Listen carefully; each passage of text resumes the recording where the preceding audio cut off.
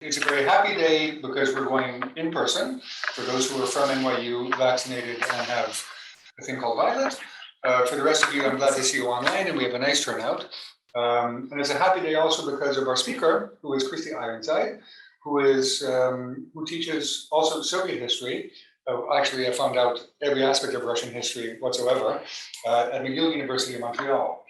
Now, Kristy is, I would call her not an economic historian per se, although she's that too, but a historian of political economy, which is a field which we've tried to promote at NYU, partly because we have so many people who do it here. We have, well, this myself, we have Anne O'Donnell, and we have Anne Lounsbury, who takes a literary interest, but also in matters economic. And it's one of these things which is peculiar because it should be easy to do, and yet very few people understand it or do it. Kristy's the exception. Kristy's the exception. You can ask me later if I recommend that. Yeah. Well, so what I mean by that is that this is not that mysterious, and we should have more specialists like Kristy who can actually master the material, understand the dynamics, and address questions such as what is the meaning of money. If we can even come to an answer to that. And I think part of the answer is that we can come to an answer to that. Now, all of this is based, and what she's going to speak to us about today is based on a book which she's written, which came out this year. Last year, which I recommend. And this is the same title as the talk. She's going to give us an overview of her findings. Now, she comes from the Chicago School. The Chicago School of Russian History is a fierce interest in sources. And a very careful use of sources, and we see that in the work. But also raising interpretive questions about, in this case, what is the meaning of money? What's the significance? How does it empower? How does it circulate? How is it handled? How is it treated in policy?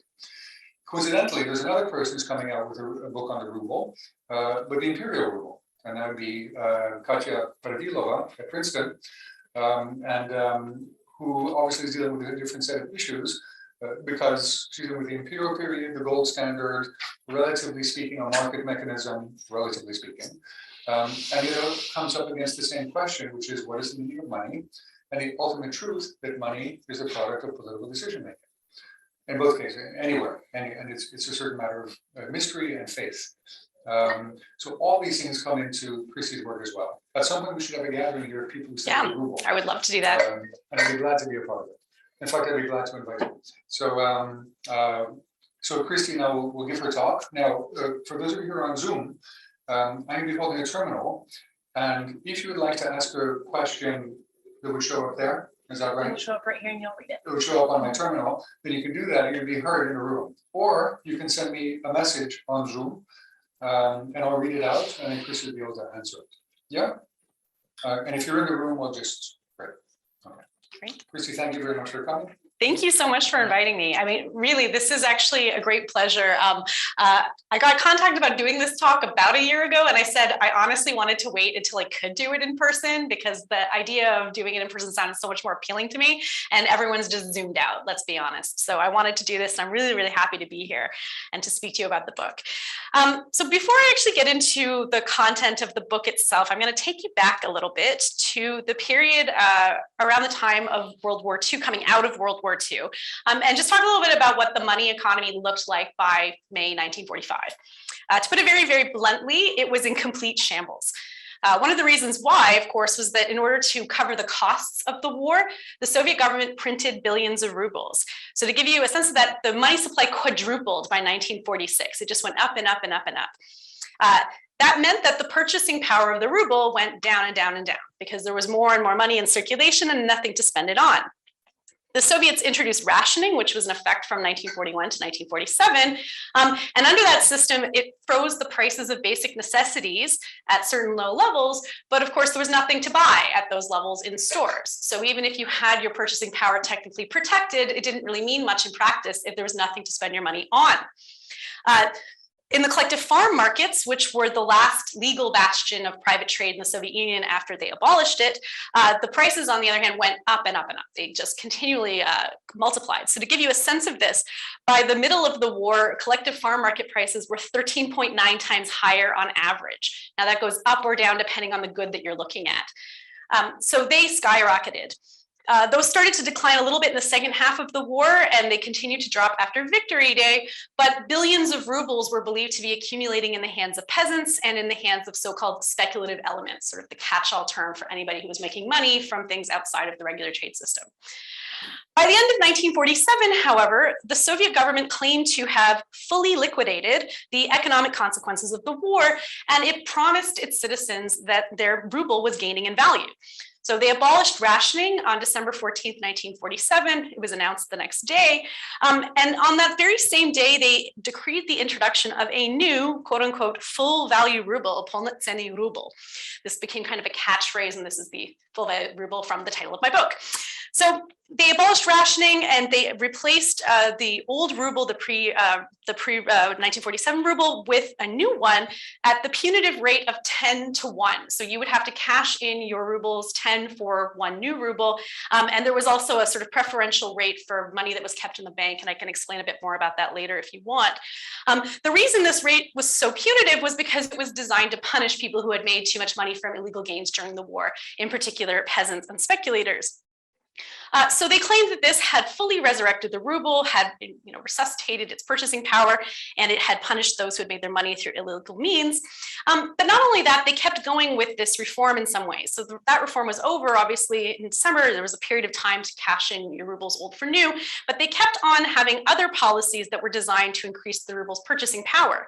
So by the mid-1950s, the Soviet government was able to devote billions of rubles, this in its propaganda, but it did actually do this, to raising minimum wages and pensions and other initiatives to improving living standards.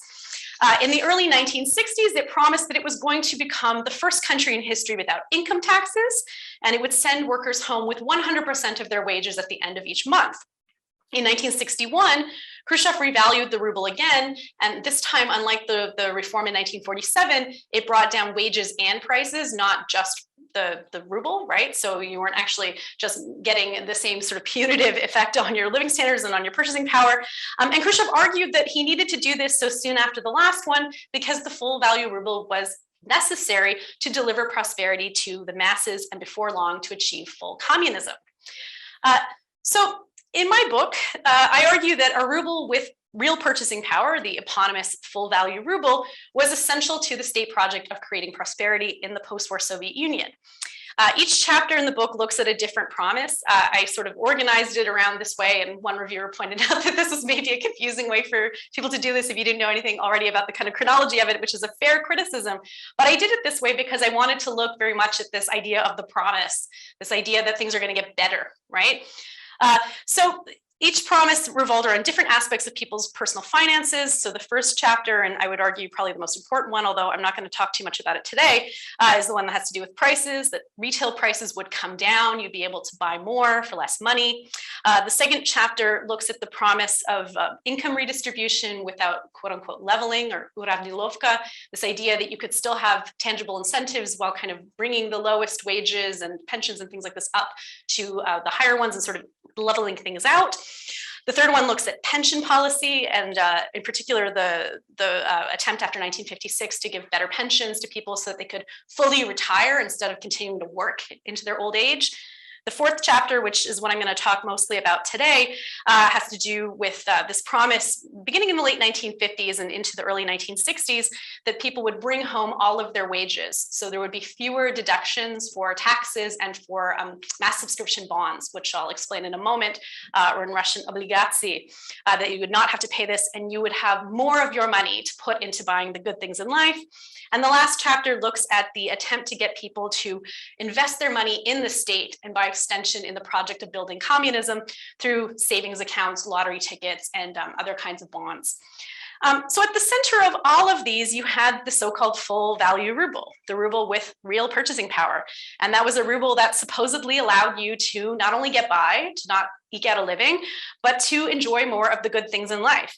You want it to be like this guy over here on the right. This image, I'm sure many of you have seen before, is endlessly mocked. You see it in a lot of advertisements still to the present day in this part of the world, in which, you know, he saved up his hard-earned money in his bank book over there on the right that he's holding up, and he was able to, you know, live in his nice worker settlement and buy a car. In fact, the car is something that many people sort of saw as, you know, the thing to buy with your rubles. So more importantly, from the state's perspective, that ruble supposedly it incentivized and rewarded individual contributions to economic growth and to the abundance and prosperity of communism to come. So earning that ruble, spending that ruble, participating in the economy in this way was supposedly your participation in the process of building communism. And in the period that I look at in the book, which is sort of bookended by these two currency reforms, but really from the late Stalin to the Khrushchev era, you see Soviet authorities increasingly interpreting economic advances toward communism in terms of the population's personal finances. So higher wages, more savings, lower taxes, this kind of thing. Soviet citizens, in turn, they measured their own progress, their own personal economic progress, and their progress toward the supposedly radiant communist future in rubles and kopecks. So a few caveats. Admittedly, the word prosperity is rarely associated with the Soviet Union, and it's certainly less associated with the late Stalin period, in comparison to the Khrushchev period for sure. And I really want to be clear that I'm not using the word prosperity in a kind of rose-tinted way. I am not claiming by any means that this was a time period in which people actually enjoyed prosperity. The promise part is very important here. And without a doubt, these were very hungry years, especially that period right around the time of 1947. Despite the government's very lofty rhetoric around the full-value ruble, money was not only given out as a reward for effort, but it was also actively withheld from many segments of the population. So collective farmers, for example, they were denied old age pensions until 1964. In many cases, they actually weren't even able to buy things in stores with money. I found instances well into the 1960s of them being asked to barter in goods, in particular in eggs. You could trade in eggs and other things. And then that meant that if you actually broke down the real price of what they were paying, they were far overpaying compared to workers. So they didn't even have a fully monetized life in the countryside well into this time period. Even though they touted all of these pension increases, many people in the post-war period actually received very low pensions. And even after 1956, there's a sort of brief moment when pensions go up, but inflation really quickly undermines the value of those pensions. The Soviet government also rationalized an extreme level of income inequality in this society under the banner of fighting against leveling, trying to incentivize people to work hard. They didn't want to promote this in any way, shape, or form, which allowed them to sort of justify the existence of poverty in a formally equal communist society. So even though things got a little bit better in this time period, these are still really difficult years. And especially under Khrushchev, things do get better, but they also fall very, very far behind what the government promises they're going to achieve, certainly vis-a-vis capitalism, the capitalist world that they're going to supposedly soon overtake. So this argument is also surprising about prosperity in the Soviet Union for another main reason, which is that money was not supposed to exist in this society at all. Coming back to Yanni's point about what the meaning of money was. So as Marxists, the Bolsheviks learned that money was a corrupting power in society, right? And this is a very famous quote from Marx's On the Jewish Question: money degrades all the gods of man and turns them into commodities. In Capital, Marx went even further with his critique of money, and he mused that after the revolution, so after the socialist revolutions happened, maybe workers would get vouchers. He's actually kind of fuzzy on the details of how all of this is going to work. It's not really worked out at all, which is part of the problem. But he says maybe there will be vouchers and they'll be able to trade those in for a certain number of goods, depending on how much labor they put into the system. But these vouchers won't be money because they won't circulate. They won't be fungible, and money kind of has to circulate. So the early Bolsheviks, right after October 1917, they try to take what they've read from Marx and put it into action. And this proves completely disastrous. And some of you probably already know parts of this story. Basically, peasants responded very poorly to being paid in kind of all these various, alternative forms of value, labor units, or bartering in grain. And they had the food under their control, so this proved very quickly to be a problem.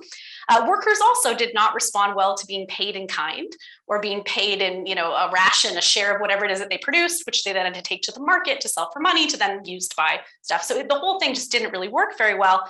And so already by 1921, 1922, the Bolsheviks pulled back on their more utopian ideas about money. So by the time the new economic policy has started, they've said, well, money is going to be abolished one day when we get to a higher stage in this development, but for now we need it. For now, we're going to move in that direction. It's going to be the goal, but money can actually play a function in our society. Stalin, interestingly enough, he emerges very early on, even before he has kind of solidified his grip on power, he emerges as someone who's a vocal champion of money. He also remained convinced that money was going to become obsolete with the onset of full communism.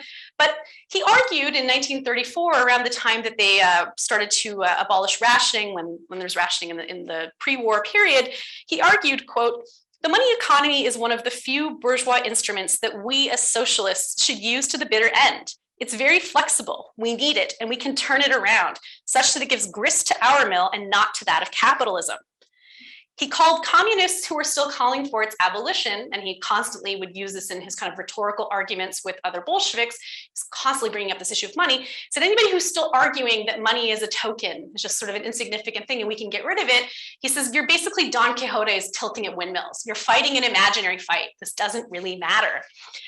So from the early 1930s onward, the Soviet government uses money as an incentive to get workers to contribute productive labor.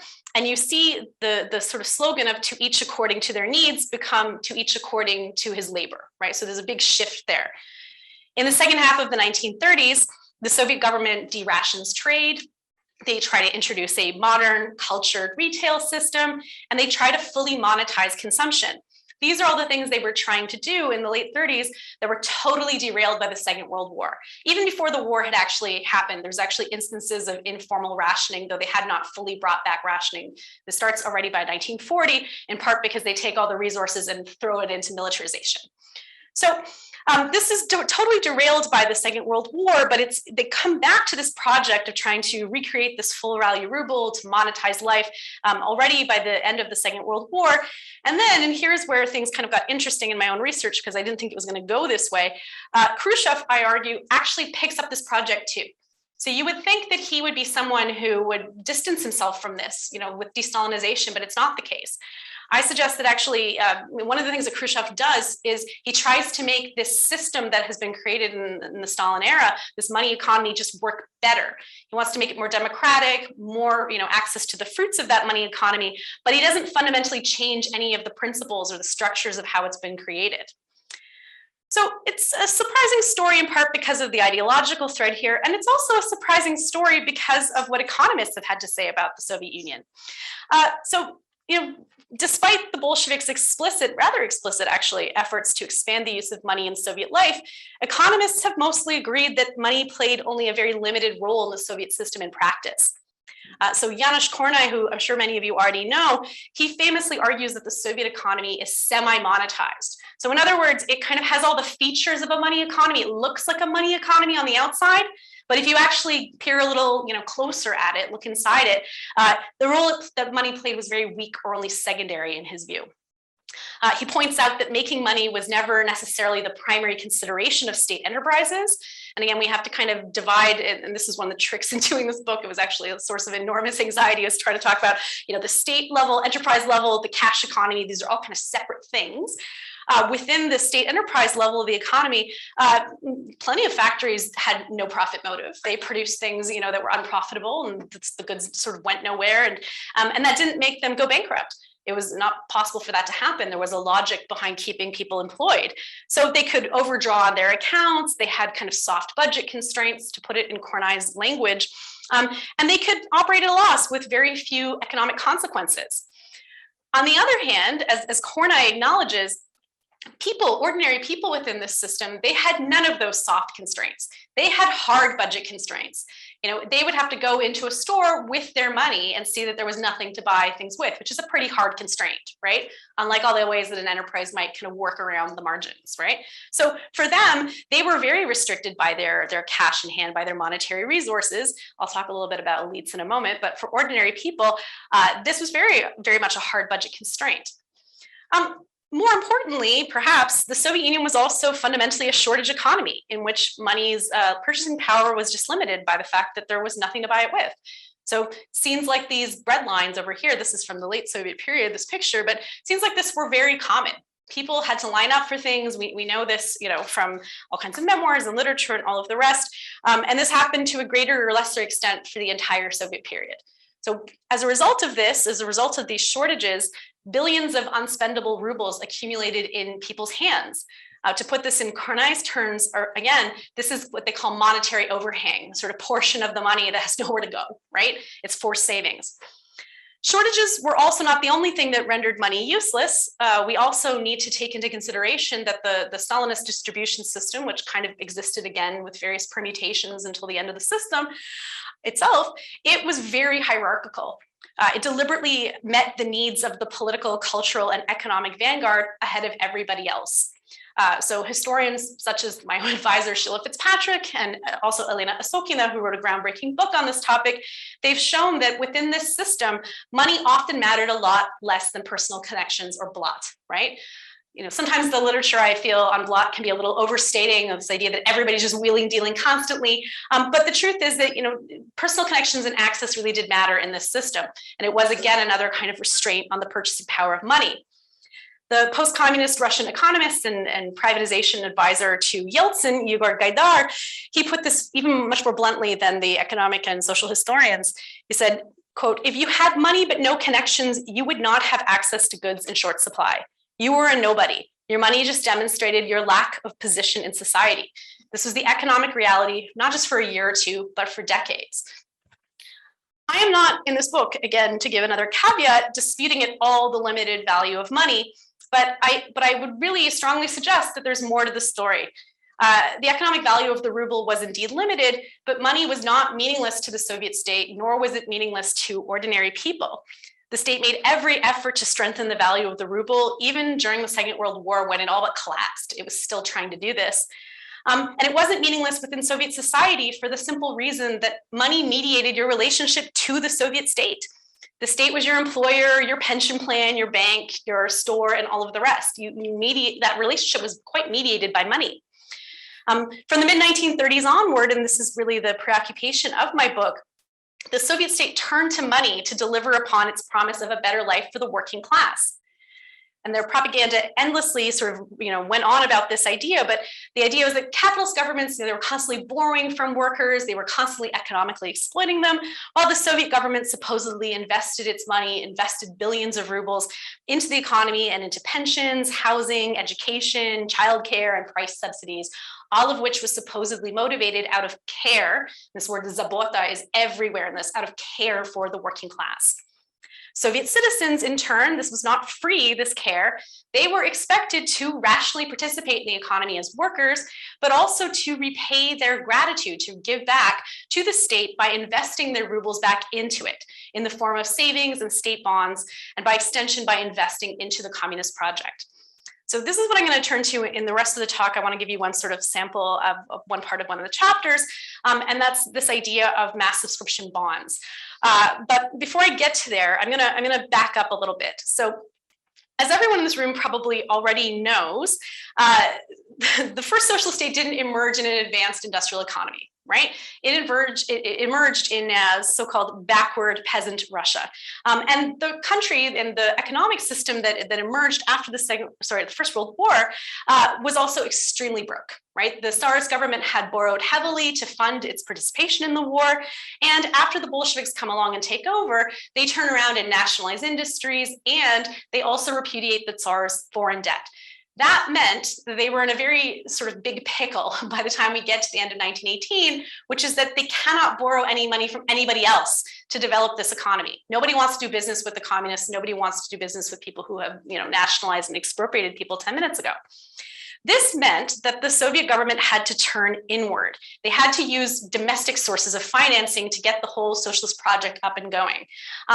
Interestingly enough, they turned to something that I found very surprising, and which would exist in the Soviet system for the rest of its existence, which were lottery bonds. Does anyone know what a lottery bond is, as opposed to a lottery ticket? Not Yanni, Yanni knows. Anyone know? So a lottery bond it has a serial number on it, right? And that serial number is entered into draws for prizes that let you redeem the bond before the term, right? So you would get a little bit of money, you could cash in your bond quicker, right? By getting, so an example of this is premium bonds in the UK. I think they have them in certain parts of the US, but they were banned for a very long time. They're very exploitative, actually, as an institution. But these existed from the early 1920s in the Soviet Union for the simple reason that they're kind of a way to get people to participate, to give money to the state at a time when interest in investing is low, right? You're using the kind of idea of risk and gambling and all of this. It's a bit surprising that the Bolsheviks turned to this, to be honest, given that they had just banned gambling itself, but they thought that that was kind of a bourgeois thing, but not when it came to gambling that was in the name of communism. So they create this institution known as lottery bond, or the obligacji, right? They create this in the early 1920s, in part because they need people to give money to the state to fund industrialization. But also, coming back to this idea of purchasing power, it's a way of just sucking extra money out of the economy that has nowhere to go, right? Get it out of circulation, get it out of people's hands. And also by putting it in a bond, unlike a lottery ticket where, you know, when you play the lottery, you don't win, it's gone, the money's gone. Lottery bonds, they're still gonna pay you back, right? So there's a different type of promise that they're making in using these lottery bonds as opposed to just using a regular lottery, right? So they're doing this because they have nowhere else to turn, and so they turn to this lottery bond mechanism. So they start with this during the new economic policy, and you have all kinds of sort of funny jingles and films about this. Believe it or not, even Vladimir Mayakovsky wrote jingles for these state bonds. There were romantic comedies about buying bonds. It was a whole campaign to get people to do this. They also had these big drawing events that would have bands and things like this, trying to get people to come and invest their money in these bonds. And the idea was that if they did this, then the money is put away, and this will help to get the problem of inflation under control, and it will also sort of promote this idea that in the long term, we're going to be prosperous and you're going to get the money back, right? This changes with the ascent of Stalin, who kind of takes this idea of the sort of lighthearted, you know, gambling aspect of this and makes it virtually compulsory. So at the 15th Party Congress in 1926, they come to the conclusion that the pace of industrialization will depend upon better exploiting citizens' personal savings. They want to get people to sort of put more money into this. And this meant that they needed something much more compelling than catchy jingles. So now that's all been thrown out. So in 1927, they successfully experiment with a new model of getting people to buy these bonds, in which they don't just sell them at banks, but they sell them within workplaces. So there's someone who goes around in your workplace and tries to get people to sign up to buy these bonds. And this proves to be very successful, pressuring people within the workplace for, I think, rather obvious reasons, right? You don't want to be the one person in your workplace in the Soviet Union who doesn't sign up for this. So the bonds, they pay out a low rate of interest, and sometimes actually they even just pay out if you win. Like it's you get your money back at the end of the term, but you get the money in your lottery winnings otherwise. So by 1927, they've started selling them in the workplace, but they also use a very kind of coercive mechanism to get people to do this, which is that the money for that payment of the bonds, it doesn't come out of your wallet. It comes off your paycheck, right? Does anyone know how people were paid in the Soviet Union, like how you physically got paid? You had to go to the casa, right? And you had to get it, you know, like in cash. And there, you know, and you would probably argue a little bit with the accountant who'd be like, well, you know, you squandered this much materials and you have this much off for taxes. And also because most people were paid piece rates, your amount of money went up and down from month to month, right? So this is part of the reason that they do it this way. They just take it off as a deduction, like taxes, right? You take a certain amount off that goes directly into those bonds. Technically, that money is still yours. You will get it back one day, eventually, right? But that money comes off like taxes. And this proves to be like a remarkably effective way of getting money out of people's incomes this way, right? They don't feel it in the same way. They don't stop there though. So they take the money off the wages, but they also make you physically decide how much you are going to give toward it. So the standard, the norm, is that you need to give the equivalent of 1 month's wages to these bonds. So out of 12 months, you give 1 month, right? And because, again, you earn piece rates, that's going to kind of go up and down a little bit. So that comes off so you say, okay, I earn roughly about 400, 500 rubles a month. I'm going to give 400, 500 rubles a month toward these bonds. That will come off in 10 installments, and I get 2 months reprieve before the next campaign begins. That's how it works. Peasants, on the other hand, they were also expected to contribute to these bonds, but they were expected to pay in cold hard cash because they were not paid wages, right? So for them, it was just a flat amount they had to give. because of the parallels between taxation and these bonds, the way that this has largely been written about in Western historiography and Western economic scholarship is this is basically just taxes. We're just not calling it taxes, but it's taxes, right? Because it comes off your salary this way.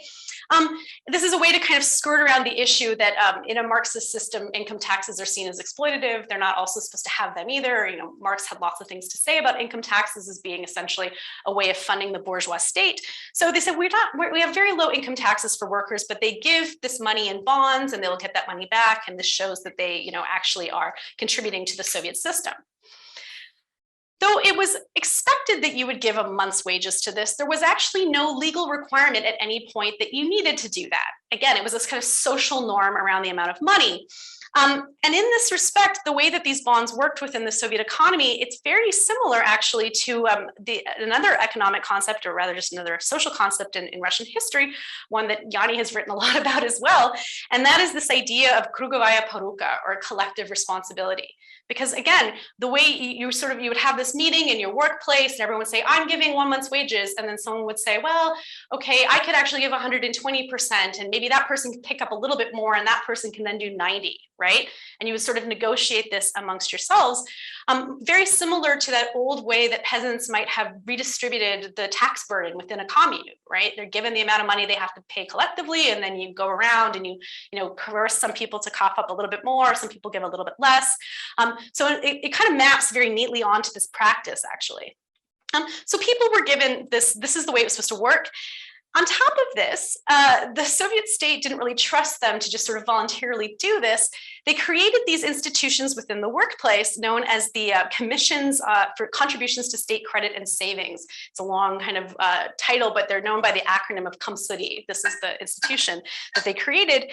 And their job, those people, they were kind of like the village elders in this krugovaya poruka situation.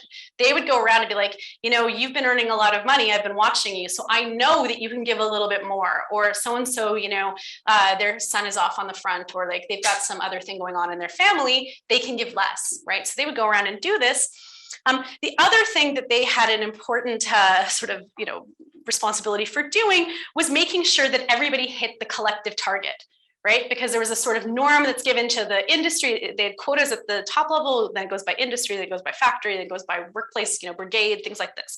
So they organize all kinds of events. They organize, socialist competition to get people to subscribe to these bonds, and they frequently put them to a vote. And again, in this sort of coercive situation, who's going to be the one person who says, I don't vote for us to give this much money toward, I'm not going to do this. They were also sort of allowed to, exert kind of actually sometimes quite explicit social coercion. So I found several instances in the archives of people complaining where someone, they would say, I can't give this much money to the bonds. And then one of these members of the Komsody or their workplace authorities would say, well, we're sending you home for the day, or we're docking your pay. So there were all kinds of tangible financial consequences to this. So lots of ordinary workers are kind of coerced or compelled into doing this, but we also have to acknowledge that other people within this system stood up to gain quite a lot from it. So party members, government authorities, Stakhanovites, and factory managers, they were all expected to serve as role models when it came to these bonds, and they were expected to give more money than their peers. Now, the political scientists Evgenia Belova and Valery Lazarov, they've said that one of the reasons they did this is because it went into your party booklet, right? How much money you gave to these bonds would be kind of considered something in your party candidacy, right? So for them, the idea was that I'm making this short-term sacrifice now, but once I'm a member of the party, I'm going to get more, right? I'm going to have access to special stores, I'm going to be able to be promoted, I'm going to make more money off of this. So for them, it's kind of a promotion contract to give lots of money to these bonds. And by doing that, they also kind of push the baseline up for everybody else. Everybody else has to contribute in amounts that come close to what the elites and the sort of role models do. So this is the sort of basic mechanism that they have around this by the time we go into World War II. When Nazi Germany invades in the summer of 1941, these mass subscription bonds, they're embedded in the economy, and everyone knows exactly what they're supposed to do. You know, we've had several years of going through the ritual of these campaigns, and these are absolutely mobilized in the service of the war effort. So they increased the quotas dramatically and the pressure to subscribe. Just to give you a sum of that, a sense of the sums, they reached a peak of 25.12 billion rubles by 1944. This is a huge amount of money that people are expected to give, and each bond is oversubscribed by a huge margin, by 120, 130. It goes along like this. Before the war, these campaigns never typically hit 100. They would always be a little bit below, but by 1945, they're at 120, right? So it goes up. And even peasants, they give an average, an increasing average of money toward these campaigns as well. So just to give you a sense of that, if they gave if they give 53 rubles in 1939, they're giving 552 by 1943. So that's a huge increase for the peasantry. The Soviet government also leans really heavily on the revenue from these bonds after the war to fund reconstruction. But again, to bring it back to this issue of the purchasing power of the ruble, they're heavily relying upon this as a way to take excess cash out of the economy that simply cannot be spent. There were tons of shortages. There were all kinds of problems that undermined the purchasing power of the currency, even after the December 1947 currency reforms, even after they've taken 9/10 of the cash rubles out of the economy. So each one of these bonds, they are oversubscribed, with the exception of these two ones here.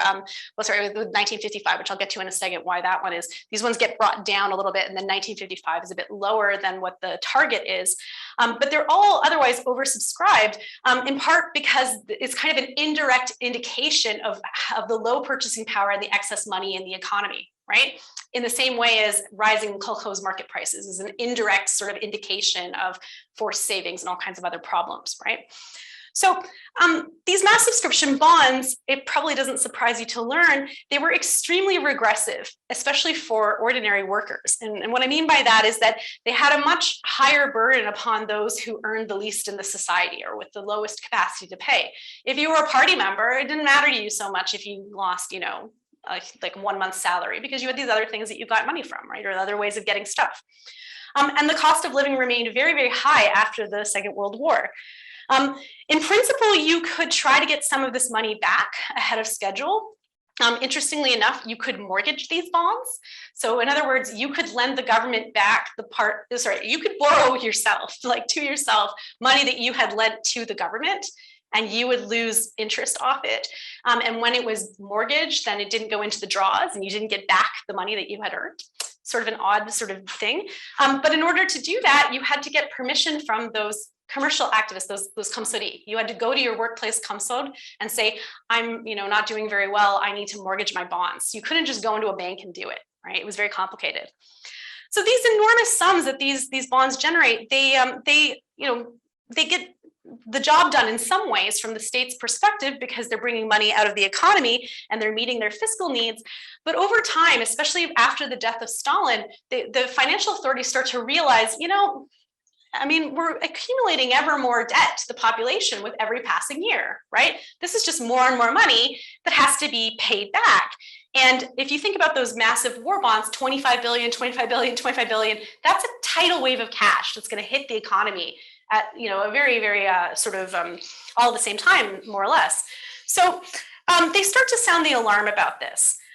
They start to say, well, now we need to kind of think about how to scale this down, bring down the burden of these bonds, the burden of repayment, because they're paying interest on many of them, and they're long-term going to have to pay the whole amount back. So that's why you have that dip there. When in 1953, Stalin dies, and they're like, let's bring them down. Let's just have less of these, right? That doesn't really work, though, because you'll notice also 1953 is still oversubscribed, right? Because the social dynamics that I talked about, they don't change overnight, right? So they're still producing more. So in 1955, they then say, okay, well, what we're going to do is we're just going to have people subscribe for 2 weeks' pay, right? So that helps to bring down the amount that's subscribed there. It's not totally at the target. We're just going to do 2 weeks' pay. But many people still oversubscribe to it. And there's still actually, that amount is still 32 billion rubles that they're trying to get out of the economy in that moment, right? The other reason that they're trying to get people to sort of subscribe to less of these is that they're starting to realize this is actually like a real drain on people's living standards, having to give this huge chunk of money every month to the population. So by the spring of 1957, Khrushchev is in power and they're starting to have some honest conversations about the economy. They finally start floating the idea of maybe we should just stop doing this altogether. Like, this is an inefficient way to tax people, though we're not calling it taxation. And this is also, we're going to have to pay all this money back one day. So they have a meeting in March 19th of 1957, and they say, we're going to discontinue future issues and we'll consider further the idea of just reneging on the bonds altogether. And there's kind of this sort of hilarious and sort of sad statement in this meeting where they say, well, we're gonna renege on paying back the bonds, but we will leave them in the hands of the population as a symbol of their participation in building communism, as if you want a stack of bonds that you were never repaid for, right? So Khrushchev, I don't know why he did this. He decides that he's going to kind of jump the gun and announce this to the population when he's in a meeting of workers and peasants in Gorky the following month. This is not actually what they had agreed to. The Politburo had agreed that it was, or sorry, the Presidium at that point, they had agreed that they were going to do this in Moscow in one of these flagship factories. But instead, he's in Gorky and he goes ahead and says, I'm going to announce it to the population what we're doing. But he also doesn't announce what the Politburo had agreed to, which was that they were just going to outright abolish the bonds. Instead, what Khrushchev says is that we're going to freeze them for 20 to 25 years. We're going to pay them back one day. Don't worry. What we're going to do is we're going to have a smaller bond. So we'll do one that's about half of what we had originally planned. And then we'll freeze them for 20 to 25 years. That's what we'll do. So don't worry. You're not losing your money. You're just going to get it back in 20, 25 years. In this speech, he says, this is going to be a much more tangible prize, than winning a little bit on your bonds every month. And he says, we'll hash out the details later. It doesn't matter how long we need to freeze them for because, I quote, it won't make much of a difference because in 20 years' time, our country will be rich. Again, that promise of prosperity. So in the days that follow, they have a lot of meetings to discuss this, and tons of people, much like those party activists back in the day, they pledge, okay, I'm going to give 200% of my wages toward this last bond. I'm going to forfeit my bonds, all the rest. Lots of other people call this exactly what it was, which was essentially a default. So I went through, in fact, there was a file that I found in GARF that then later was reclassified because there have been some lawsuits around these bonds and other bonds in the Soviet Union. Anyway, plenty of people wrote in saying, essentially this is theft in broad daylight. Like, I know what you're doing, which is that you're just defaulting on these bonds. In 20 years' time, I'll be dead, especially a lot of these older people, right? They've invested so much money. This is their only savings. They want their money back, right? One of the most sort of scathing quotes I came across was from somebody named Sazonov, and he wrote, I quote, "The most despicable thing to do is take and give back. You rob the people of 260 billion rubles in broad daylight. History has never before known such villainy. Those who are afraid keep quiet, but everybody curses you." So people knew what this was. Because a couple of days later, they published this decree abolishing the bonds, saying that they're going to be frozen for 20 years. And they say that an overwhelming majority of Soviet citizens support this move. They then hold the last mass subscription bond campaign in May. And they were told in this campaign, no more than 2 weeks' wages, not a full month. We only want 2 weeks' wages this time. And that anybody who was earning less than the minimum wage, or sorry, just above the minimum wage, so 500, so less than 500, just above the minimum wage, which was 450 at that point, they would be exempt from making subscriptions.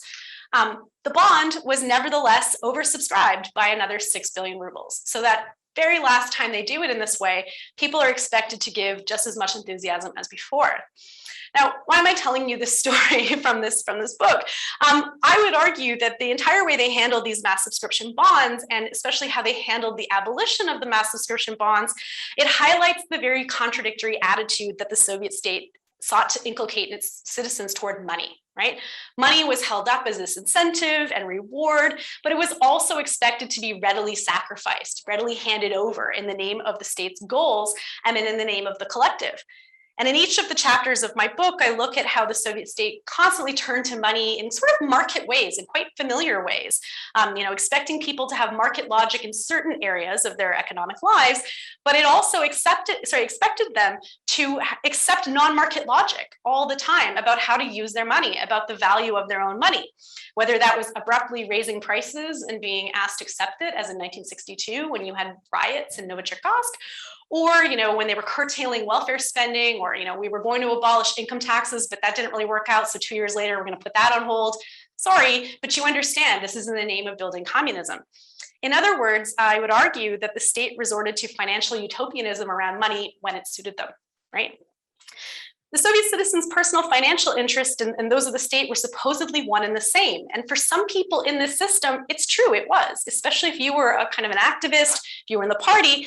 But for many ordinary citizens, especially those who didn't have blat, who didn't have extra monetary privileges, all you had left were these useless rubles that you couldn't necessarily do anything with.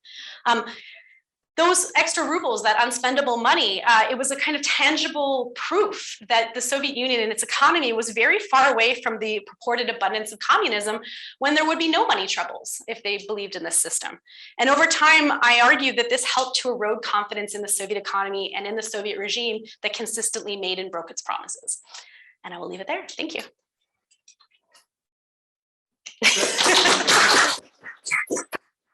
All right. And then, of course, there are going to be questions inside the room. Are there any questions inside the room? Yes, you can introduce yourself, please. Yes, I'm Natalia Last, a postdoc at the Jordan Center. And Kristy, thank you so much. It was just like amazing talk. I really learned a lot from you, seriously. So, and I was really compelled to hear that you see some similarities between Stalinism and Khrushchev period in this visions of prosperity. But I guess my question is about some differences, particularly the ways how political leaders wanted to achieve this. So in late Stalinism, my understanding is there's really the emphasis on annual decrease of consumer prices. Yes. And that's kind of the way how prosperity would work. While for Khrushchev, what important is increase of wages for paid workers. So I'm curious how, if you could comment a little bit on these differences, and if they are kind of in reality, if they work and if they actually what results are this policy achieved. I knew you were going to have that question. So this is actually something that comes up in the first chapter of the book, which again, I said, and I still stand by this, I think is the most important chapter in the book, because prices are very important for understanding how economies work. So this is absolutely true. So in the late Stalin period, you had these annual retail price reductions that would go across the board, right? They start in 1946-ish. They're really, the routinized ones are more 1948 onward. And they would take percentages off of certain categories of good, right? So like milk, wheat, etc. And these get bigger with every passing year. These are effectively subsidies, right? Because the costs of producing those things behind the scenes don't really change, right? They're just bringing down the retail prices of them in the way that they're presented to the public. So if you're a worker, you see, bread costs 20% less. This is amazing, right? And many people have argued that this is actually just an instance of the money illusion, in the way that people think in nominal terms, but they're not thinking, oh, bread is 20% cheaper, but my wages are kind of stagnating. So I'm not actually seeing a 20% increase in my living standards. I'm actually seeing something a lot lower than that. So this is one of the things that happens in that period. By the time we get to the Khrushchev era, it's very evident that this way of trying to increase living standards is not actually having the intended effect, because it has tons of knock-on effects for the peasants, right? One of the reasons that they're able to sell cheaper food is because they're just squeezing the peasantry, right? They're just getting more stuff out of them. So they're letting the procurement prices that they pay to peasants for their products, those also stagnate, or in some cases come down. So that means that then there are shortages, which then mean that there are no things on the shelves, which then sends people to the peasant markets to buy those things. So it's a very inefficient system. So what Khrushchev does is he says, we're not going to have these annual across the board increases or so decreases anymore. Instead, we're going to have targeted ones when it becomes kind of clear that we need certain things to be cheaper, or we're going to sort of do it when there are stockpiles. Because one of the other reasons that they were never honest about this, and I know you know this because I've read your dissertation, they had tons of stuff like sitting around in warehouses. It wasn't just the case that there were shortages, there was just inefficient allocation of goods. So a lot of the things that saw their prices come down were things that were in massive oversupply. Like I have a working theory that one of the reasons why they put down the price of wristwatches after the Second World War is that everyone took them back from Europe in the war. So there were these market supplies of wristwatches. So Soviet state produced ones just weren't selling. So they would bring the price down. Or they had massive stockpiles of vodka because people were making samagon because it was cheaper during the war. And so they would do things like this. But it was always presented as the price cut is evidence of this zabota, right? We did this for you. We did this for you. So Khrushchev gets rid of those annual price reductions. But the problem is that people like them. They're actually quite addicted to them on some level because it sort of feels like this, you know, it's a sort of tangible thing. And especially if you are somebody who earns a very low amount of money and has no way to change the amount of money that you earn, prices going down means that my wages mean more. But it doesn't if you actually think about it in real terms. So this is why we get to 1962 when they finally put the prices up and they say, look, you need to accept that we're just not paying peasants enough and it's causing these supply problems, but this will make your money go further. People hate it. They're so angry about it in part because of that kind of the culture that surrounded those price decreases. So it's true, they have a different approach to prices for sure, but it's not like Khrushchev fundamentally alters, you know, sort of the money wage relationship or anything like this, right? Like, so when it comes to consumption, it's a little bit of a different thing, but not fundamentally the structure of the Soviet money economy. Let's put it like that. Thank you. You have a follow-up? No. We have a written question here from Almut Rohovansky, and it goes as follows. Do you happen to know to what extent people bought or believed their leader's argument that our country is rich? Just wait another 20 years.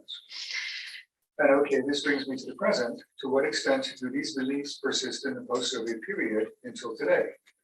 I see a lot of memes and other public discourse about this. Yeah, no, it's a good question. And actually, I remember back when I was in Moscow in 2014, you would see some of the language of these price cuts being used in ads. You know, they were, you know, continual price reductions, things like this. So, I mean, I think a lot of people did not buy it, right? Obviously, given that there were massive piles of letters of people complaining about this, and you also had. I mean, it's really hard to get access to some of the files on this. It was easier a while back. And then there were some lawsuits that happened in the last like 10, 15 years about lost Soviet savings. And because of that, they kind of took a lot of things out of Organi that I had looked at before. But I think most people understood that it wasn't a good thing, right? That it was not a sign of things getting better, that suddenly, you know, we're just losing this money, right? They do get the money back. Brezhnev pays them back. It's about, he pays them back starting in 1974. The bonds, yeah. So they do get that back, but at that point, inflation has just kind of undermined the amount, right? So you've lost some money on it. And a lot of people are dead, right? That older generation of people, because something I didn't mention here, but it's important to understanding this, is that some of those pre-war bonds, they had their terms extended. So they don't actually pay them back. They just say, well, you're getting a new bond, right? You get a new one that's now worth this, and it's now going to be another 20 years. So you had pre-war investments that got converted, so people didn't get back their money in some cases for 40 years. And in fact, I remember at one point when I was on my research year, so this is like what, 2011, 2012, I stayed in Andrei Sakharov's apartment. It's a long story, but it was basically living in a museum, and they had piles of these just jammed in drawers. Just these old bonds and things like this. So people had them. I think they knew. I think they really knew. As for sort of contemporary stuff, I mean, well, I'm on the record. I wrote an op-ed about this in the Washington Post when all this went down with the ruble crashing right after the invasion. You know, the ruble has collapsed many, many times. I think there's muscle memory around what you do in the case of ruble collapse in Russia and other parts of the former Soviet Union. But those kinds of sort of bread and circus promises are still being made, right? We're going to subsidize prices. We're going to make sure that people get their pensions, right? The pensions are always a big issue as well. And there is kind of this broader sort of sense of subsidizing what we might call the welfare state, but in its most kind of coercive form. So I think it does exist in some ways still to the present day. Yeah. I'll follow up on this one. Yeah. So it would work as backwards. So, so in the present day, we have some understanding of how a currency works. It adheres to certain rules. Yes. So the ruble collapsed, as you said, in the very early days. Yeah. But then because of the use of oil exports and gas exports, which went up. And currency controls and capital controls. And Yeah. capital control, we knew that if you do certain things, the ruble would regain certain value, and it did. Yeah. And it exceeded it. Yeah. This is probably a short-term or medium-term thing, but so Yeah. we understand the mechanics. But the Soviet Union is obviously different, right? I'm not saying better or worse, but it's different. So here you have an economy in which the state theoretically owns everything. Yeah. And it need be in practice, right? But it owns everything. And it means that theoretically, war communism, to some extent planning, if there's a political decision that said, we're going to give this much money to that person, they're going to give that much money to that person. If we say the price of what they're going to buy is going to be this, then up to a point, this is true. Up to a point. Of course, there's a black market and all that, but let's not complicate things, right? So theoretically, then, a currency is an accounting device. You know, keeping track of who's giving what to whom, but it doesn't have value in and of itself. Theoretically. In practice, we know that this is different because we get in the black market, right? Now, you and I understand this, right? But I deeply wonder, because it has always been a problem, why are they manipulating a currency when they can decree it, right? So I wonder that you and I understand that more than any other currency, this is a currency of decree, right? Do they understand this? This is a good question. Why play markets when there's no market? Why does it have a gold standard? What's that? Why does it have a gold standard? Like the Soviet ruble had a gold standard. I mean, they keep adjusting, they tinker with the amount. And it's never been entirely clear to me, in part because I think. You mean the gold ruble, right? No, from like this ruble, the one I'm talking about was still on the gold standard, and they changed it. And actually in 1950, when they do another round of those price decreases that Natalia brought up, they changed the gold quantity of the Soviet ruble and say, because prices have come down, the gold value is higher. But I have no idea what is between those two statements. I was never able to find anything. I mean, I'm sure it's there somewhere in the files. I just don't know where. I mean, and also because I don't really do sort of mathematical economics in any meaningful sense. So I think that there's a kind of attempt to make these things have economic sense, right? Though they're all obviously political. And one thing that has been suggested is that you do have people with more economic knowledge, and I mean in the sense of economics with a capital E, who are paying attention to what the ruble's value might be vis-a-vis world markets, though they are not meaningfully connected. So they're trying to bring things into harmony with that because they still do have imports, right? So they're doing things like this. But yeah, I mean, there's so much work left to be done. Let's just put it like that. But is it fair to say that they simply don't get it? I don't know. I mean, I went into this project assuming that all of their decisions were very ideological, and I'm not sure I came out of it feeling that way, especially with the level of people that I was mostly looking at. I mean, if you're looking at these economists who work in the Ministry of Finance or, in the Ministry of Trade and things like this, I think they're a lot more tuned into discussions around all of this. I mean, I remember at one point I found a file that was in Mikhail's secretariat that was just an attempt to try to figure out the purchasing power of workers in terms of like what it would cost them in rubles to buy an American coat and vice versa. Things like this. So they're trying to make these equivalences, right? Which shows that on some level, it's not just a contained system. I don't know. I don't think I'm answering your question at all, but it's I know, but yeah. you made no answer. I mean, yeah. I mean, I'm sorry, but one yeah. follow-up. So when the coat comes out of the Soviet factory, yeah, it has a price stamped on it. Yeah. Right? So what does it matter what the value of the ruble is, right? Because not everyone has the same purchasing power, right? I mean, this is the problem. Purchasing power is such a tricky thing to calculate in this context because it's like your wages plus access plus availability plus like your region and the price system there's multiple prices on these things, right? Because you know they go to different regions and they have a different price. And then of course you have the stuff being resold. And so they sometimes would adjust if something was being resold too often on the black market, they would paradoxically bring its price up in the state system because they knew it was going directly to the market. So like, we'll make it harder for people to buy it and resell it instead of bringing it down so that people would buy it in their system. That's the logic. Yeah. Natalia, I saw your hand. I was just going to comment that like from what I saw, it's like really not just like the black market, but the existence of this like collective markets and like colposne market. Yeah. So that was a huge factor for them. Because, like, the fact is they really worked as markets with like changing prices that really reflected like the consumer demand. Yep. And you know, like constantly thinking exactly like what like if people can go there and buy something as an alternative to what is offered in state stores or what is like produced by state factories. So it's kind of like always kind of like worries them. And they really wanted, I mean, and the retailers in the store, they think is this way as well, because they really wanted to fulfill their targets because of their salaries, their bonuses. Yeah. And they also worried about this. So, I mean, in this sense, it's not kind of like a purely contained system when just the state was absolutely free to adjust ruble. Well, and one of the other things is that, of course, the state system just moves so slowly by comparison to the market. So, you know, what to do a price adjustment in the state system is this whole operation, whereas the peasant market, they're just like, okay, there's less of that goes up in price today. And so by the time they've adjusted around what the market's doing, it's kind of moved on. It's this slippery thing that they can never totally get their mind around.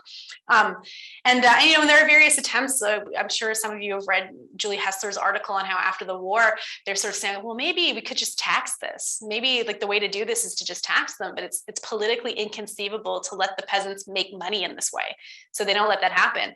And interestingly enough, the person who comes up with this plan is an economist named Grigory Maryakin, and he gets demoted from working in this part of the tax apparatus to working exclusively on the bachelor tax. And so he comes up with the sort of plan in some ways to phase out the bachelor tax, which is this whole other thing, which you've already heard me. I ranted about this 7 years ago in this room. So yeah, granted. We have some questions that are piling up. Oh, sorry. Let's go back and forth with the audience. So here's a question from John Vanderbilt. As someone more familiar with Soviet music history, I'm curious of how the economic structure works for the cultural, intellectual, and or non-standard sectors of the Soviet culture. Yeah. Were bond requirements and other monetary responsibilities exercised within the cultural artistic domains, or was it only secluded among the conventional population? No, it was everywhere. So they definitely did it. Yeah. And actually sometimes with cultural workers, they were expected to give more or to forfeit them more. So I know, for example, you know, you had during World War II, Sholokhov gives a ton of money toward these bonds, things like this. So people who had a kind of, let's say, public facing persona, cultural workers, things like this, were expected to give higher amounts of money. But again, the thing with them is that they had other ways of getting stuff. So for them, the trade-off was maybe less, you know, onerous, less burdensome than if you're an ordinary worker who really feels 100 rubles coming off your salary, right? So yes, the short answer is yes. Right. And presumably some of the pressures may have been through the workplace and Yeah. through the corporation, but all right, we have another question here from Alexander Prosviryakov. Do you see any default risks for the current OFZs, the ruble sovereign bonds? Oh, I mean, that's a whole other question. They're a completely different type of institution. I mean, I have no idea. I mean, Russia's been reported to be on the verge of default now for like 6 months. So I've lost track of how many times I've read that in the news. I mean, they're very different than the institution that I'm talking about here, which was entirely domestic, right? I don't think that there is a substantial domestic investor class in Russia in the same way that there was in the Soviet Union in this sense. For the external debt, I mean, it is interesting that I'll put it this way. It's interesting that they politically insist upon paying it, right? They haven't walked away from any of that. You know, and in fact, this has been the Russian stance since the end of the Soviet period. They repaid almost everything they owed. And they owed a lot of money by the late 80s into the early 90s because Gorbachev finally starts borrowing. Believe it or not, the Soviet Union was considered to be a first-class borrower in the late Soviet period because economists believed that in a planned system, there couldn't be inflation. They were wrong about that, but that was the deal. And so one of the things that the Putin government did was really heavily insisted upon being sovereign in this sense. Like, no, we don't owe money to anyone. They had a very low debt to GDP ratio, and now it's changing, but they had a very low one because they didn't want this to be a lever that could be pressed on again. So I think that this is one reason that there's a political logic behind not defaulting on it. Yeah. I mean, they had a long history, well, after 1918, yeah, a long history of actually always meeting their obligations. Oh yes, absolutely. They repaid all the Lend-Lease stuff within 5 years. It was like that. They repaid. They did not want anyone to have that over So them. Alexandra has a follow-up question. Yeah. You're saying, well, he's talking about the domestic bond market. Do you have any comment on the domestic bond market? To be honest, not so much right now. Alexandra wants to know if you'd be selling his bonds now. And I think Oh, I'm not an economist or a lawyer or a banker. Please don't take economic advice from me. Alexandra, sell now so quickly, right? We have another question from Don Van Papa. Thank you for a very interesting talk.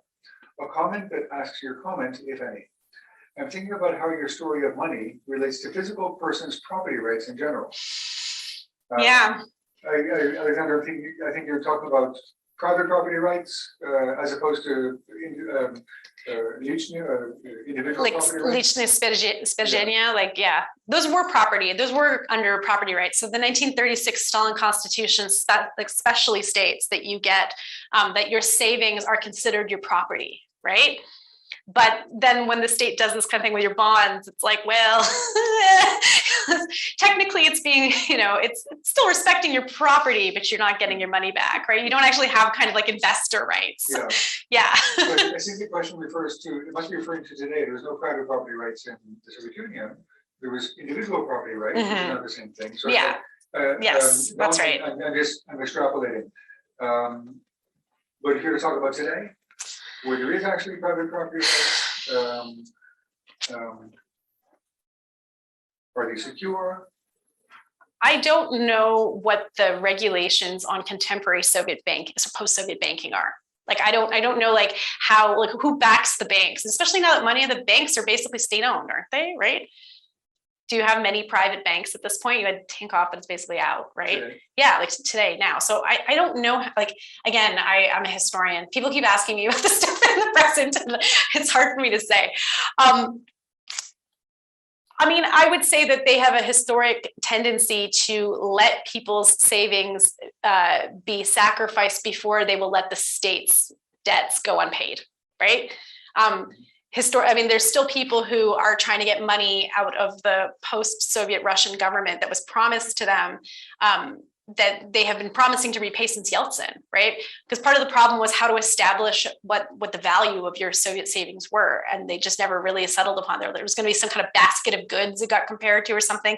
There's still people who are waiting to get that money back. So I would not at all be surprised if that's the first thing they let go in order to pay their debt. I'm not really answering the question, but yeah. All right. We have a question here from Sinan Radi, or Radi Sinan. Oh, he was my grad student in Manchester. That's Oh, is that right? that's out of the blue. Hi, Sinan. Yeah. Yeah, okay. With Sarah, yeah. Sinan, you have greetings from all of us. So it is night on my end in Hungary. Yes. So I have to put this in writing. Smiley face.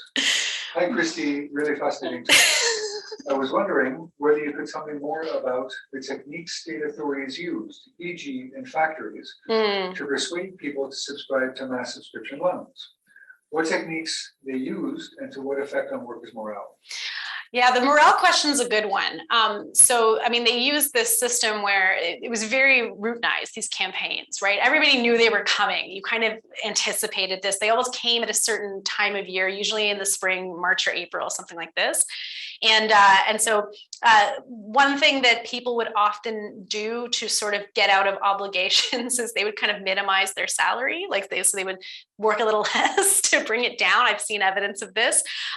Party members would often do the same thing, where they would kind of mask a certain part of their salary so they couldn't pay it toward it.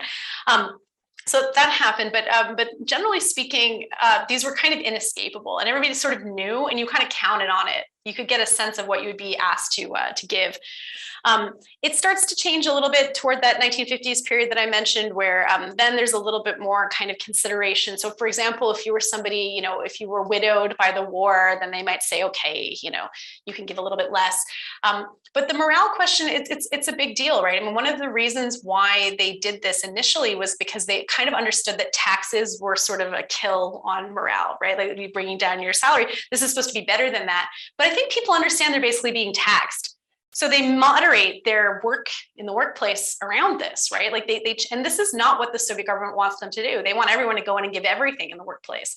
And so this is also an idea in the back of their minds when they decide to get rid of these things, is that, well, okay, yes, like they're going to be mad at us, but they'll get over it. But then that means that then they will get more wages, and then they'll work harder because they'll get more wages, because they're still sort of trucking in that psychology, right?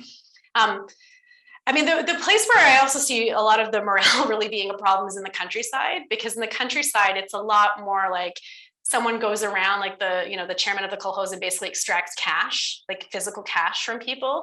And then you see them just, putting less work into the collective farm, which, it's a lot more coercive there, to be honest. But they also traditionally cough up less money. Like, they were always much less than in the workplace and in urban areas.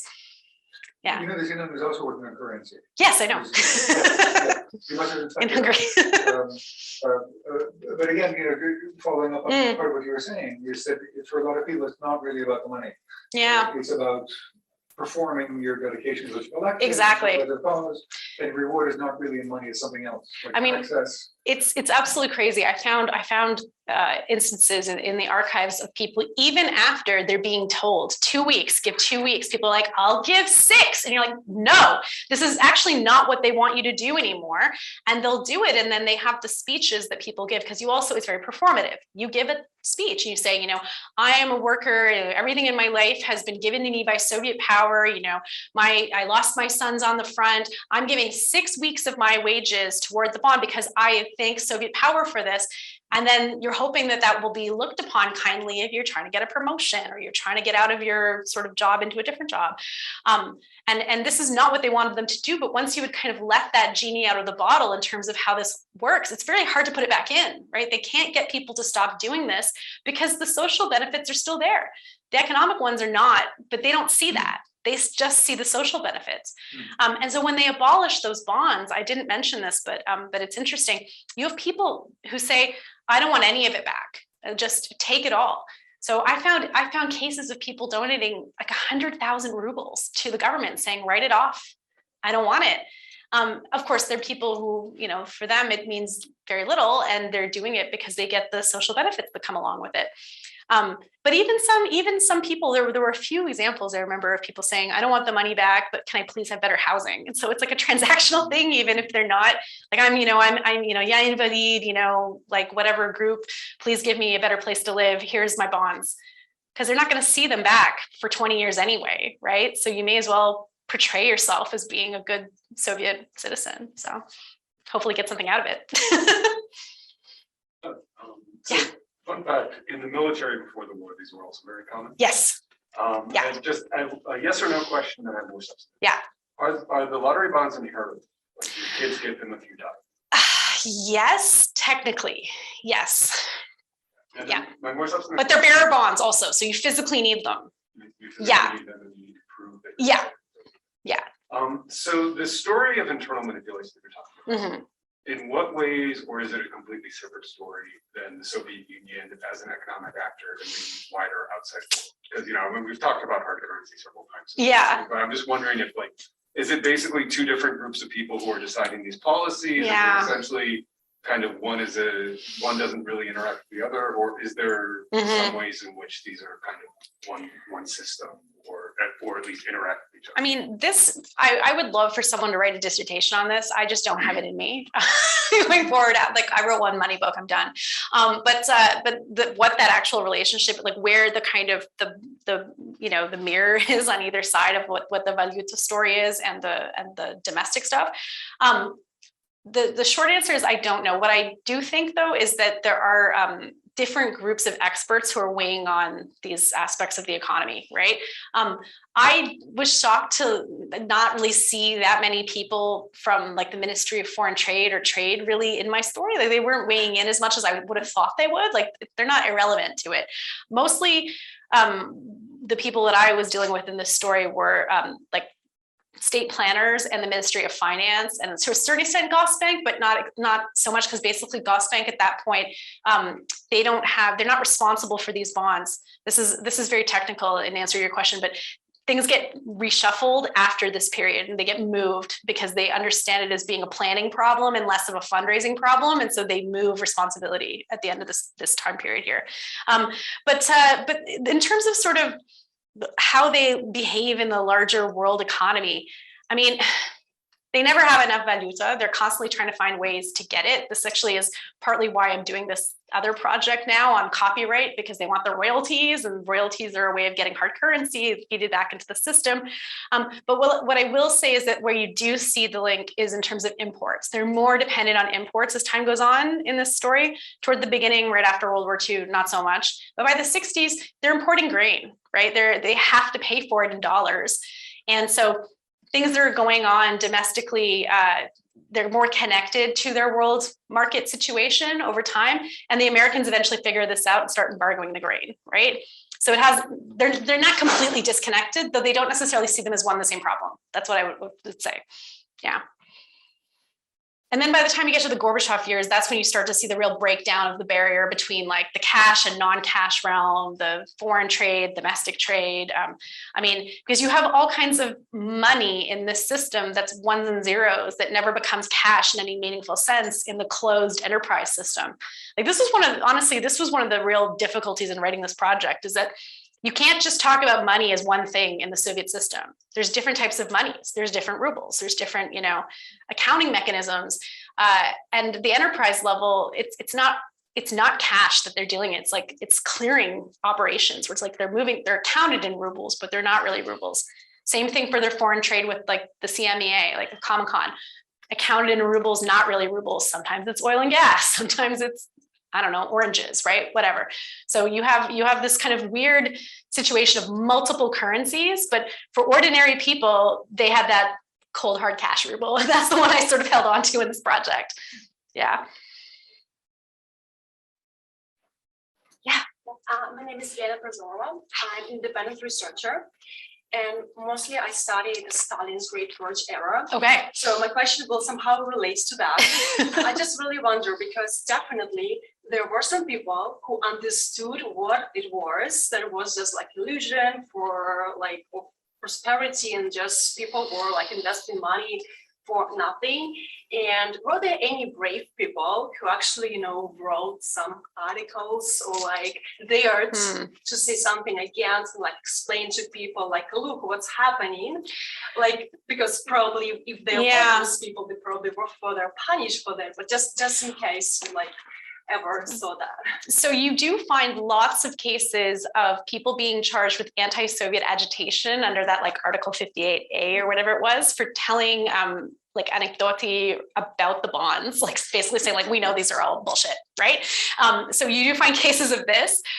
You do find people who just refuse to buy them. It did happen, and then they got in trouble, but it wasn't illegal, right? So there would be like social consequences, but you couldn't go to jail for that.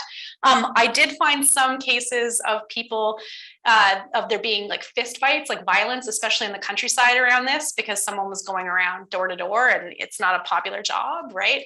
So there were cases of this. And then the other thing that's really interesting is that you also had all kinds of very creative black market activities in this. So I'll give you one example. I found a court case, I think it was from like around 1953, something like this, of someone who was buying these bonds from people, like sort of, kopecks on the ruble, right? Pennies on the dollar. And then amassed so many of them that he was living off of the lottery winnings, because certain issues of them were guaranteed to win. This was like the kind that they were. And so if you had enough, It's a massive scale, right? So he had so many of them that when he got arrested, they ripped the walls down inside his house and they were lining, they were just stacked inside. And he kept the serial numbers, and he clearly had some contact at the bank and was going in and cashing in the winnings. So people were selling them to him to get a little bit of money because they're like, well, this is basically pointless. I know I'm not going to get any money out of this. They get 10 rubles. He then wins 15 off it and he's at 5, so you have people doing this. And then you also, the other type of bonds that existed alongside the obligatory ones were these other ones that were called free circulating or sometimes just market bonds, like Redistribution. And those ones, a lot of the speculators would use them to launder money because they were bearer bonds, right? So you just put your money in state bonds, you look like a good Soviet citizen, and that's your money that you made in some other way. So there's like a secondary market in these the whole time. So I think like the patriotic, ideological argument, lots of people knew what this was, or they understood that this wasn't as, I don't know, like the sort of benevolence that the state talked about was kind of a joke, right? But you did have those people for whom this was just, they understood it no different than, when you get your pay stub and you're like, okay, like, here's all the things that came off. Okay, that was that. They didn't notice it. It entirely depended on how much you made and who you were in the system, as with everything. So, yeah.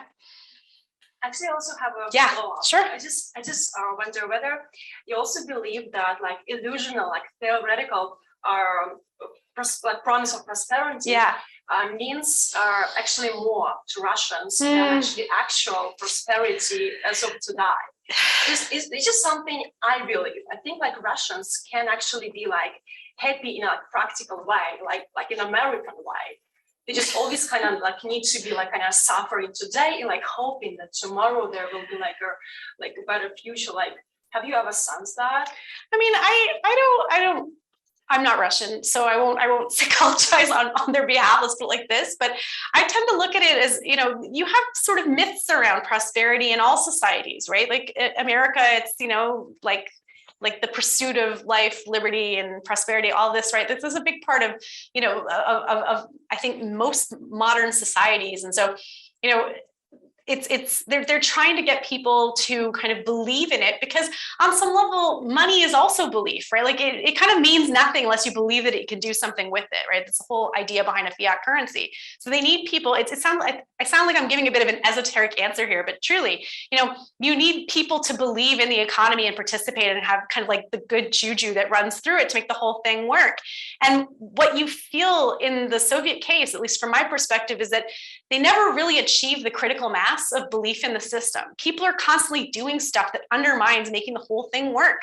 And they don't have much of a choice a lot of the time, right? If you want to get stuff, you have to go to the market, or you have to engage in all these kind of wheeling and dealing and all of this. And I think it just wears a lot of people down. I think over time, it really wore a lot of people down. They were quite tired of it being such a struggle, right? And you see them just kind of pull back. Like over time, you even see people doing things like they have tons of money, and instead of putting it in the bank, they just put it in mayonnaise jars and bury it, right? And then that becomes a planning problem for Gosplan, because they're like, we don't know how much money is buried in the ground. It's not even a joke, because they just keep it out because they don't want their money to be converted again, because every time they do one of these things, people lose faith in it again. You see panic buying every time they even suggest doing anything to the value of the ruble or to the prices. So, yeah, I mean, I think it's not a kind of unusual life goal to just sort of have a normal, stable economic life, right? But it's a kind of, it's one that can be politically manipulated.